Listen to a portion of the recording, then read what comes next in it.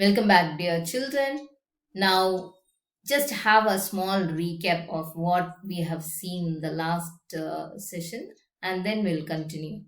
Where Do All the Teachers Go is the name of the poem that we are learning, written by Peter Dixon. So, now I ask my children about teachers and who is your favorite teacher. So, some responses I got, I'll share with you now. Hello everyone, I am Vidanya from 6th B. Today I will speak about today's topic. What are the best qualities of a teacher and which teacher do you like? Okay, let's go into the topic. I think a teacher who has impartiality, effective communication, knowledge, understanding, patient, organization skills, engaging and friendly is a best teacher. I like Mrs. Umama, my Tamil ma'am. I can easily understand the lessons whatever she taught me. She is friendly to all the students. So I like her. Thank you everyone. Bye. Very good. This was a message from Danya. Okay, 6th B. Now, Samyukta's message is coming. Hi ma'am and hi friends. This is P. Samyukta from 6th B and I am with you. So, the today's topic which is given by ma'am which is qualities of a teacher and our favorite teacher. So, the qualities of a teacher should be that they should be friendly to the children and theirs should be understood by everyone. So, we have to respect all our teachers. Shall we say some quotes about teachers? Yes, some quotes about teachers and books. So, teachers are the candles who lit up the life of the children. Yes, really. In olden days to today's time, everywhere we see teachers. Due to this corona period, we can't see our teachers lightly, but we can see our teachers in the online sessions and with bringing voice messages, typing messages, and other messages. So, let's have a salute to all our teachers so that we will get their learning even in our home and also in our school and anywhere we will go. So, my favorite teacher is Niveda ma'am. She has joined the school only till this and I have listened only her online classes so that I can understand science very well even in this online class. So, I like Niveda ma'am who is my science teacher. Thank you ma'am. Very good. Thank you, Samyukta. Now, Mohita of 6th A is giving her audio. Good morning to all. I like Mrs. Shanti ma'am because she will take the class very soft and cool. She will not scold anybody. She will correct she's wrong answers and our wrong answers also with a smooth and soft faces and smile. So I like her so much. Thank you. Have a nice day. Right. Thank you, Mohita. Thank you, children, for your responses. Very good. Next, we'll have a small recap. Right. This is the expectation of children of 6th standard. Right. Now, what will be the expectation of a child in KG? That is what we learnt, isn't it? Shall we? Right. Where do all the teachers go? These are the thinking, right? Now, for a small little child, a teacher is very special. It is difficult for a child to think of her teacher as an ordinary person. Where do all the teachers go when it is 4 o'clock? Right? The child is thinking all these. Do they live in houses and do they wash their socks? And do they wear pyjamas, even dresses they are thinking? Appearance, physical appearance will be the first and foremost for a child to remember visually. Okay, do they wear pyjamas and do they watch TV? Do they wear pyjamas? Seems to be like a night dress for a child. Okay, do they watch TV and do they pick their noses The same as you and me. So all these are doubts of a small child. Do they live with other people? Have they have they mums and dads? Right? And were they ever children? So they are directly grown up, or from childhood they are growing. And were they ever bad? So the child is thinking that a teacher will be perfect every time. Right? Every time and everywhere. They were not at all bad. So, and they were children. Were they ever children, and were they ever bad? Always a child thinks the teacher as the best and very good. Did they ever never spell right? Did they ever make mistakes? Right?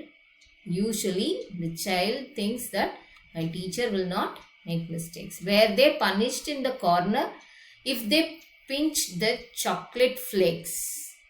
Right? Why they are giving punishment? When they are eating chocolates. So did they ever lose their hymn books? Did they ever lose their greens? Did they ever lose their greens? So my teacher ever said that I will not eat any greens like that. So did they scribble on the desktops? Did they wear old dirty jeans? Scribbling on the desktop and wearing dirty jeans. I will follow one back home today. I will find out what they do. So these are the thinking. Definitely I am going to follow my teacher. One day I am going to find out what they are doing. Right? So then I will put it in a poem that they can read to you. So this is a super poem written by Peter Dixon. We are discussing about Peter Dixon, isn't it? We'll see about Peter Dixon. He's a poet, performer, educationalist, and artist. He grew up in London during the Blitz and readily admits to being a rather naughty boy whose schooling was far from successful. So far from successful in the sense, so success, far from success means maybe unsuccessful, maybe late success, whatever it is. Having failed at spelling and understanding of word, form and grammar, he tended to write secretly at home. So he will not write very openly because everybody will comment on them. The drawing and writing of things largely ignored by schools. Right? So secretly he used to draw and write things at home. Many of Peter's paintings draw upon childhood experiences and have developed a cult following with a number of galleries in London and the south of England, showcasing his distinctive work on a regular basis. His style is strong, bold, and imaginative. Imaginative with vivid use of colors and loose brushstrokes. Okay, in the sense, very carelessly or casually he used to draw. He also produces unique sculptures made from unwanted trinkets and odd and ends. Right? So, art from waste, we'll say. All these sculptures made from unwanted trinkets. More or less by accident, Peter became a school teacher and eventually a senior lecturer in education, still mystified as to how all of this happened over a course of last 30 years. Peter has been a full-time children's writer and educational consultant. His first book was published in 1978 and he was written and painted fairly steadily ever since. While living in Winchester with his family and tortoises, he has contributed to over 100 poetry anthologies and has had 7 collections of his own work published by Macmillan, including Grow Your Own Poems, Lost Property, and Peter Dixon, Grand Prix of Poetry. All these are famous poetry written by Peter Dixon. Right? A hugely entertaining keynote and after dinner speaker. After dinner speaker. See, Peter's experiences, outlook, and style of delivery are guaranteed to captivate audience. Definitely it will attract audience and generate many talking points amidst a range of poems and anecdotes. He blasts a stream of ideas geared to inspire the willing and enthuse the weary. So this is all about great poet Peter Dixon, right? So we can speak about him more, but let me limit some time. Sometimes continuous, invariably amusing, and highly experienced with appearance at events and conferences across the globe. His thought-provoking opinions are presented in a positive manner and invaluable to anyone working in the teaching profession. So let us end about Peter Dixon and we will come to the summary and the classwork that we have to write, right? The child poet wonders what his teachers are like. It is difficult for him to think that his teachers are ordinary person living like common people. So he wonders where the teachers go at 4 o'clock after the school. Do they live in ordinary houses doing the petty jobs like washing and cleaning? The child poet wants to know if these teachers were also born like ordinary children and were bad as ordinary children often are. He wonders if they also made mistake in spelling and were punished by their teachers. The teacher seems to be very perfect.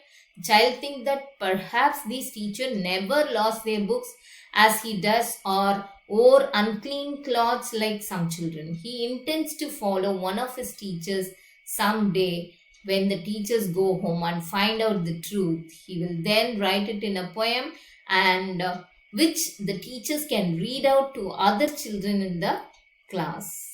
That's the end of the summary, dear. Take your class work, write the questions, answer the questions. Okay. Why does the poet want to know where the teachers go at 4 o'clock? The poet wanted to know where the teachers go at 4 o'clock because this is a time when school got over. What are the things normal people do that the poet talks about? The things normal people do that the poet talked about are living in houses, washing socks, wearing pajamas, watching TV, picking their noses, living with their parents, not spelling right, being bad, making mistakes, getting punished, losing books, scribbling on desktop, and wearing old dirty jeans. All the works are done by normal people. What does he imagine about where teachers live? In houses. What they do at home? Wash their socks, wear pajamas, pick their nose and watch TV. At the people with whom they lived with other people and if they also had mothers and father. Their activities when they are children in school, they were also bad, made mistakes, never spelled right and were punished in the corner for pinching the chocolate flakes. They ever lost their hymn books, scribbled on desktops or old dirty jeans.